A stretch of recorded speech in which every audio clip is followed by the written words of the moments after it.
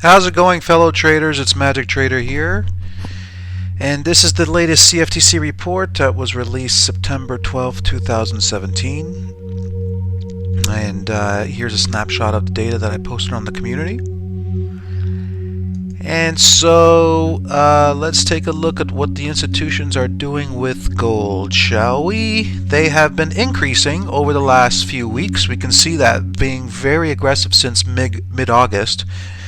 So we see they had 277, 295, 318, 336, and now 351,000. Okay, 351,000, and that comes at this peak here. Excuse me. So what happens at that peak? Well, they took out this monthly area of supply. That's what happened, leaving a nice area of demand here below. But this area of demand hasn't accomplished a nice consolidation away. So taking trades there will need some confirmation. Although this looks nice, it is nested within there, so we can't take trades blindly. But I do think we're going to get a drop into this area here, and then a nice increase. That's what I think is going to happen.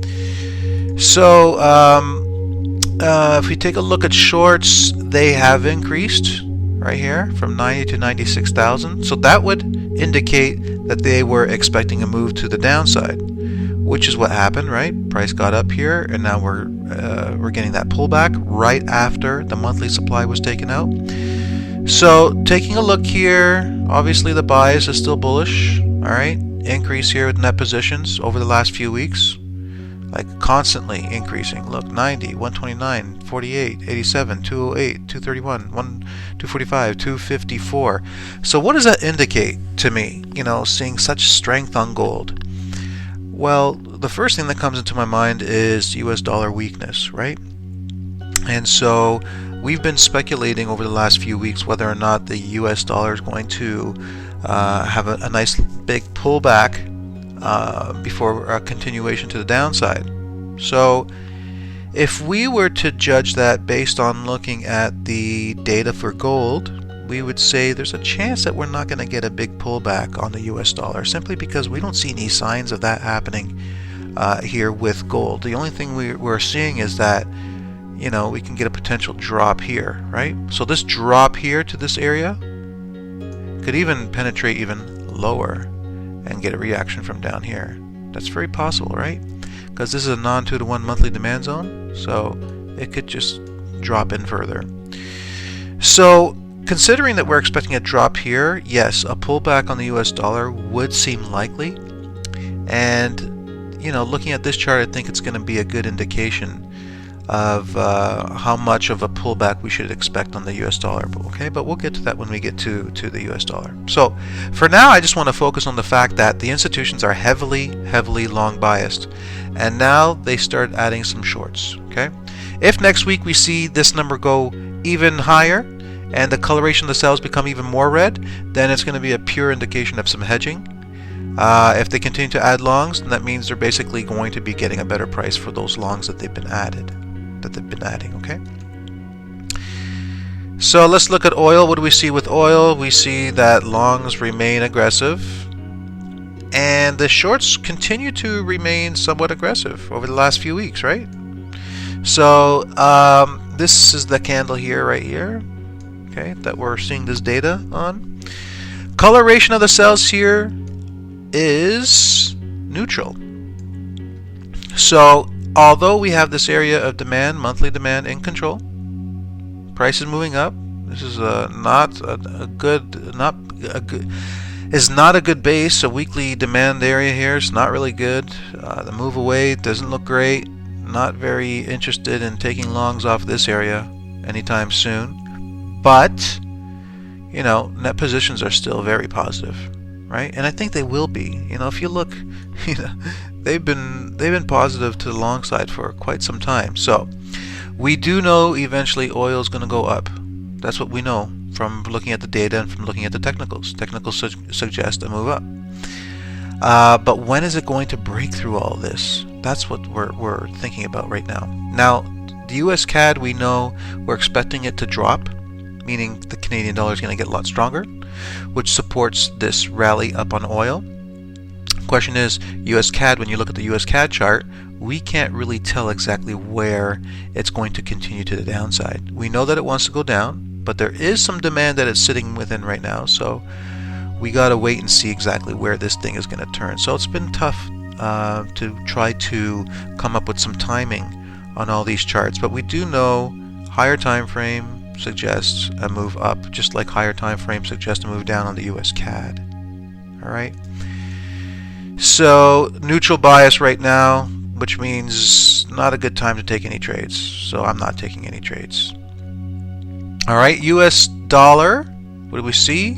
Increase in longs, but they still remain cooled off. They just creeped above the 3-month average, so just wanted to point that out. Shorts remain aggressive, although they're not as aggressive as what they were 3 weeks ago, so that would be expected if we were to receive a move to the upside like this.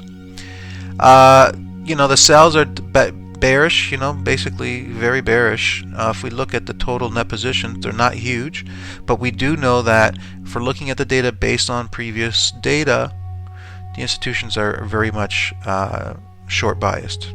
Okay, so we're watching for a pullback to the upside. I think this could be the area where we're going to get that pullback to before a drop.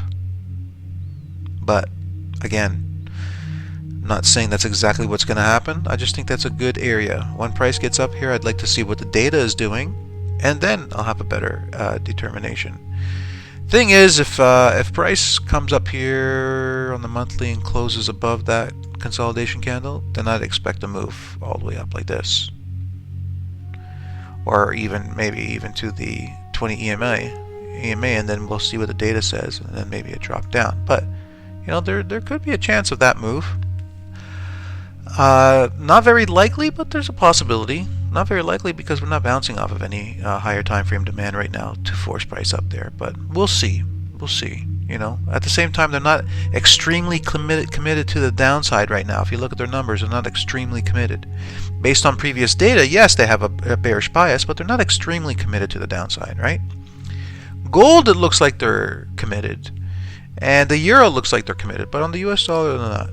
So let's look at the Aussie. Aussie, we know that they're committed to the long side. Look how aggressive, right? They're way above the 3-month average. They're aggressive, 101,000 positions to the long side, only 38,000 positions to the downside. The downside positions are cooled off. The long exposure is 72%, and the net positions are up in the 60,000s. So rally, a base, I'm expecting a move to the upside like this. So Aussie strength supports strength of gold, right? Supports the strength of the Canadian dollar, supports the strength of oil, supports the drop of the US dollar, so supports the rally on the euro. So all these things are supporting each other with their higher time frame moves. So I am expecting a move to the upside. Right now there's no positions that there's no real setups, good setups that I can take this one long, but I do want to get in this one long again. Ideally it would be a drop down here. I'll take longs there any day, but you know, we'll have to wait and see. It's consolidating, so it may stay within that area of consolidation. Let's take a look here. Right, so if you look here and you look at where the weekly zone is, the weekly zone is right down here. So you have to think to yourself, you know, if this was to drop here and close, we'd be creating a monthly bearish engulfing, right? And it'd be very easy for it to do that. Drop into tested monthly for another rally up, right? If it was to drop down to this weekly, why would it just stop there, right? So you got to keep that in mind when looking at, you know, if a position could be taken from down here, right? So if we get like different candle formations on the way down to this area, then yes. But if we get a straight drop right now, you you know, could work. Could work because it's a good area of support right there. But we'll see when price gets down there. Alright, so let's look at the US CAD. So here's the deal, right? We're in a 3-month area of demand, and we're hitting and reacting from an area that's not weekly demand, but is a pretty decent imbalance nested within this 3-month area of demand.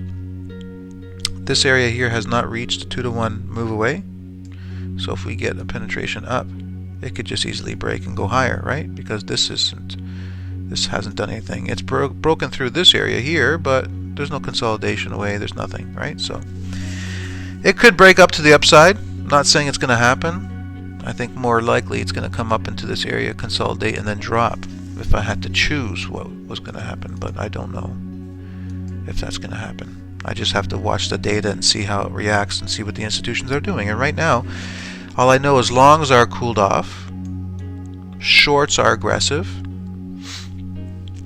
and short exposure is 69%, which tells me they're going to go down. Bless me. So, short exposure is aggressive, 69%. Positions 91,000, way above the 3-month average, and longs are below 3-month average. So that tells me price is going to go down. I'm waiting for the right setups to get in short on that one. Swiss franc, longs are cooled off, shorts are neutral. You know, right here is neutral, and that position's 1.3 thousand. Nothing to see here. I'm not taking any trades on this chart. That is what it is. Euro. What do we see with the euro? So longs are aggressive. They closed off some of their longs for some profit taking right here at these highs. Okay. And they increased shorts, which caused this little drop down here. Long exposure 65%. Net positions down a bit from last week, but that's okay because the profit taking, you'd expect that to happen. So we have the rally. We're basing the move up like this is what we're expecting, right? Because you know, sure, we get an increase in shorts, which causes that small drop down, but by no means is this hedging yet. You know, if we saw next week that longs continue to increase and shorts continue to increase and start to become less cooled off, then I would suggest that we're seeing the beginning signs of some hedging for a move down. But it's hard to say because this is the only real legit weekly demand zone here, and if price was to drop all the way down here, from previous experience looking at charts and seeing how the institutions trade this, if they were to expect price to drop down, this would be too high up to start hedging. Alright, what you would see more of is longs being closed off and shorts being added to. And then as we got down here, you know, close to that area of demand, if that was indeed the area of demand that they wanted to bounce price off of, then we'd start to see hedging. Then we'd start to see longs being added while shorts are also continuing to be added. So too early of a sign. So right now, long bias, I'm expecting a breakout to the upside and price to continue up higher. Pound, expecting the same thing on the pound. We took out monthly supply right here, so it's all upside right now with the pound, all the way up to here. And that's the 143 areas is where I'm expecting price. So right now we have longs are aggressive. They just added more to become more aggressive right with this candle, which we can clearly see. And they also added shorts. So interesting. They added longs, but they also added shorts. Why? Are they expecting a small pullback? Probably. There's some areas on the lower time frame of demand there that price could shoot back up like this. So bottom line is, if you look at the coloration of the cells, it's slightly green, meaning bullish bias, even though short exposure is 63% and long is 37%. So again, the power of the coloration of the cells really giving us an indication of what the institutions are thinking and what they're planning on doing here. Net positions negative 46,000. But I'm still watching for long positions to get in this one long. US dollar, Japanese yen. This one has been a real tricky chart. Real tricky, because if you look at the monthly chart, price wants to drop down here before it jumps up, right? But it's like stopping, right? It's stopping. We have this area here of supply, which is now becoming support, and we're reacting to it. So, in the meantime, we see, aggressive longs, although they closed out some of their longs right down here. And they closed out some of their shorts, so they reduced their exposure. Next week we'll see all these longs being kicked back into gear. And long exposure 71%. Net positions dropped massively from 72,000 positive to positive 57,000. So this chart's all over the place. It really is. If anything, I'd say it's probably going to come up here and then further down. But long exposure, is big, and coloration of the cells are green. So bullish bias on this one. I don't know how that's going to work out. I think maybe it's just temporary until we get to here. But this chart's not clear, so I'm not taking any trades on this one. When it comes to the Kiwi, what do we see? Longs are neutral. Shorts are cooled off. 66% geared to the long side. Net positions drop from 21,000, 18,000, 14,000 plus 12,000. So bullish bias. The coloration of the cells are green but slowly turning blue, and we're stuck between two areas, right? Where we haven't hit this area of demand, and we're reacting from monthly bearish engulf. So it would be committing suicide to take any trades here. Will I take longs here? Yes, I will take longs down here. But am I going to take longs here in the middle of the chart? No way, regardless of what the data is saying. So right now, I'm not taking any positions. Longs are below average, and shorts are just slightly above average but cooled off. So too many mixed signals means I'm not taking any trades on this one. All right. So that's pretty much your reports, the FTC report. What do we have this week? On Wednesday, we have the Bank of Japan interest rate release and FOMC.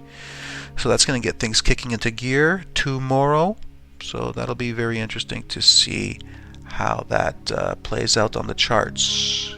With Bank of Japan releasing rates, it could very much be the thing that causes the U.S. dollar to rally up, right?